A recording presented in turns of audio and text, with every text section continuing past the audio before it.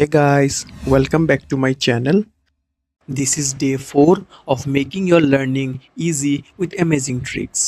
Video के starting में हमने जो क्वेश्चन देखा इसे अल्फ़ाबेट कोडिंग डिकोडिंग कहते हैं और ये क्वेश्चंस काफ़ी सारे कॉम्पिटिटिव एग्जाम्स जैसे एसएससी, बैंकिंग और ओलंपियाड्स एग्जाम में देख सकते हैं हम लोग। तो चलिए देखते हैं और सीखते हैं कि इन क्वेश्चंस का आंसर्स हम कैसे निकाल सकते हैं। हमारे इंग्लिश में टोटल 26 अल्फ़ाबेट्स होते हैं और अगर हम लोग ए का वैल्यू 1 मानते हैं तो फिर बी का होगा वैल्यू 2, सी का वैल्यू होगा 3। तो ऐसे ही करते करते जो जेड का वैल्यू आता है वो होता है 26। और अगर हम ऐसे रिवर्स में देखेंगे तो जेड को हम 1 पकड़ेंगे, वाई को हम 2 पकड़ेंगे, एक्स को हम 3 पकड़ेंगे। तो ऐसे अगर हुआ तो फिर ए का वैल्यू आ जाता है 26। ऐसे कई सारे एग्जाम्स है जिनमें ऐसे ए का या फिर बी का ऐसे वैल्यू दे देगा और आपको पूछेगा कि कैलकुलेट करके कोई एक वर्ड का वैल्यू बताओ। अभी हर एक जैसे ए टू जेड हर एक मतलब अल्फाबेट का वैल्यू याद रखना तो पॉसिबल नहीं है। तो आज हम देखेंगे कि कैसे हम ट्रिक्स के मदद से इनको याद रख सकते हैं। ठीक है, पहले मैं एक ट्रिक दूंगा आपको जिसके मदद से आप उसको फॉरवर्ड में याद रख सकते हो। मतलब अगर ए का 1 है, जेड का 26 है, फॉरवर्ड में याद रख सकते हो। ठीक है, और उसके बाद एक और ट्रिक दूंगा जिससे हम रिवर्स वाला भी देखेंगे। अगर जेड को 1 मानेंगे और ए को 26 तो कैसे याद रख सकते हैं। तो आज 2 ट्रिक देखेंगे, तो चलिए देखते हैं। तो पहले हम लोग फॉरवर्ड वाला देखते हैं जिसमें ए का वैल्यू 1, बी का 2, तो ऐसे जेड का 26 होगा। ठीक है, तो इसे याद करने के लिए हम एक ट्रिक यूज करेंगे जिसमें हम अल्फाबेट्स को 5-5 के पार्ट्स में बांट देंगे। ठीक है, 5-5 के पार्ट्स में बांट देंगे। तो इसके लिए जो ट्रिक है उसमें हमको बस ये याद रखना पड़ेगा, ई जे ओ टी वाई, ई ज्योति। ठीक है, तो इसमें जो ई का वैल्यू होता है अगर फॉरवर्ड में हम देखते हैं तो ई का होता है 5, जे का होता है 10, ओ का होता है 15, टी का होता है 20 और वाई का होता है 25। तो इसे हम अगर याद रख लेंगे तो फिर कोई भी अल्फाबेट का हमें पूछा जाए, जैसे सोच लो अगर हमें पूछा गया एन का, तो हम लोग को फटाक से पता है कि ओ का 15 होता है, तो एन का क्या होगा, इससे एक कम 14। तो ऐसे करके अगर हम लोग ये वाला याद रख लेंगे तो इसके मदद से हम बाकी सबका डायरेक्टली निकाल सकते हैं। मतलब हर एक का याद नहीं करना पड़ेगा हमें अलग से, हम डायरेक्टली इसके मदद से निकाल सकते हैं। तो चलिए अभी हम फॉरवर्ड का एक क्वेश्चन देखते हैं, फिर हम रिवर्स वाला करेंगे। अगर हमारे पास ऐसे दिया हुआ है कि ए का वैल्यू 1 है, बी का 2 और जेड का 26 और हमें बोला गया है कि मैन का निकालो, तो अभी हमने जो एक ट्रिक सीखा ई जे ओ टी वाई, इसके हेल्प से इसका निकालते हैं। ठीक है, तो सबसे पहले हम एम का देखेंगे। अभी एम का डायरेक्टली तो हमें नहीं पता, लेकिन एम के आसपास क्या होता है, ओ का हमें क्या पता है कि ओ का है 15, तो ओ से जस्ट 2 अल्फाबेट्स पहले एम आता है, मतलब इसका कितना होगा 13। ए का हमें पता है 1 और एन के जस्ट पहले ओ आता है, तो इसका कितना होगा 14।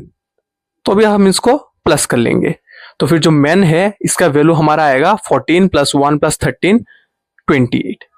तो आपने देखा कि अगर हम बस इसको याद रखेंगे तो कितना इजीली इनको निकाल सकते हैं। अभी हमारे पास रिवर्स वाला दिया हुआ है। ठीक है, z = 1, y = 2 और ऐसे करते करते a = 26। ठीक है, तो ऐसे रिवर्स वाला दिया हुआ है। तो रिवर्स वाले के लिए भी कोई अलग ट्रिक नहीं है, हमें पहले तो यही याद रखना पड़ेगा, ई जे ओ टी वाई, जिसमें ई का वैल्यू 5, जे का 10, ओ का 15, टी का 20 और वाई का 25। लेकिन इसके साथ हमें एक और मैजिक नंबर याद रखना पड़ेगा जो है 27। ठीक है, जैसे कि हमें पता है कि इंग्लिश में हमारे पास टोटल अल्फाबेट्स कितना होता है 26। ठीक है, तो अगर यहाँ पे हम लोग रिवर्स कर रहे हैं तो कोई भी अल्फाबेट का अगर हमको वैल्यू निकालना है रिवर्स में तो उसे हमको 27 से माइनस करना पड़ेगा। जैसे सोच लो ए का रिवर्स कितना आता है वैल्यू 26 आता है, तो और फॉरवर्ड में आता है 1।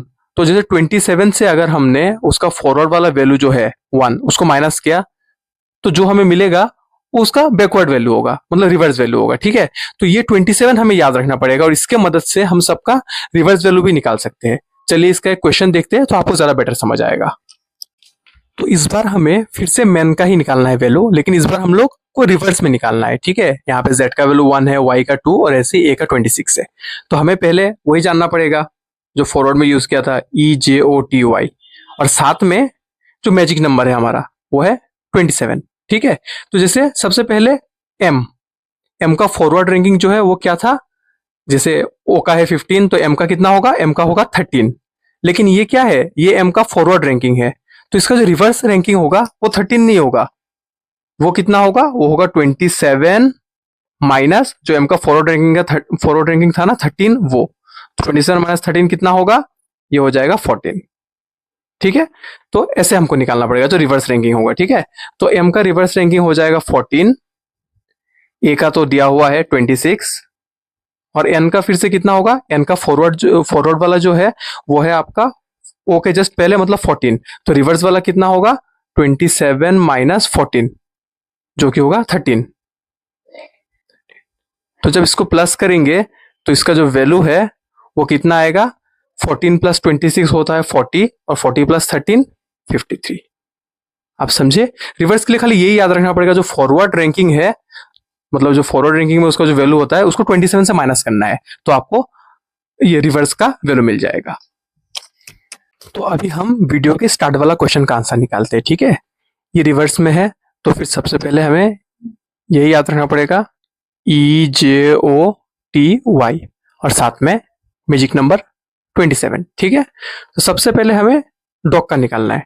तो डॉग में डी जो है इसका फॉरवर्ड रैंकिंग कितना होता है, या फिर फॉरवर्ड में अगर वैल्यू देखेंगे तो इसका होता है 4, तो रिवर्स में कितना हो जाएगा 27 माइनस 4, 27 माइनस 4, तो इसका जो रिवर्स में वैल्यू होगा वो होगा 23। ठीक है, ओ जो होता है, ओ का फॉरवर्ड में कितना होता है 15, तो रिवर्स में कितना होगा 27 माइनस 15। ठीक है, 27 माइनस 15 जो होता है 12, और लास्ट होता है जी। तो जी को हम कैसे निकालेंगे, जी किसके सबसे क्लोज है, जे और ई के, तो ई के हिसाब से अगर हम देखेंगे तो ई का अगर 5 होता है तो ई के बाद एफ जी, दो अल्फाबेट बाद आता है, तो जी का फॉरवर्ड वाला जो है वो क्या होगा 7 होगा उसका वैल्यू, तो रिवर्स में कितना होगा जी का वैल्यू 27 माइनस 7 जो कि होगा 20। ठीक है, तो अभी इसका वैल्यू कितना आएगा 23 प्लस 12 प्लस 20, 23 प्लस 12 कितना होता है 35, और प्लस 20 55, तो ये हो जाएगा हमारा आंसर। ठीक है, मैंने यहाँ पे रिवर्स वाला करके दिखाया क्योंकि फॉरवर्ड वाला तो इजी है, रिवर्स वाला ही थोड़ा हार्ड होता है, इसलिए मैंने रिवर्स वाला करके दिखाया। अगर आपको इनमें कुछ भी समझने में प्रॉब्लम हुआ है या कुछ भी अच्छे समझ नहीं आया तो आप मुझे कमेंट करके बोल सकते हैं, और अगर आपको अच्छे समझ आया है तो कमेंट में मुझे इस क्वेश्चन का आंसर बताइए। और अगर आपको वीडियो अच्छी लगी है तो अभी इस वीडियो को लाइक कीजिए, चैनल को सब्सक्राइब कीजिए और बेल आइकन को ज़रूर दबा देना। मिलते हैं अगले वीडियो में एक धांसू ट्रिक के साथ। तब तक के लिए keep learning, keep thinking and solve it easy with solvency.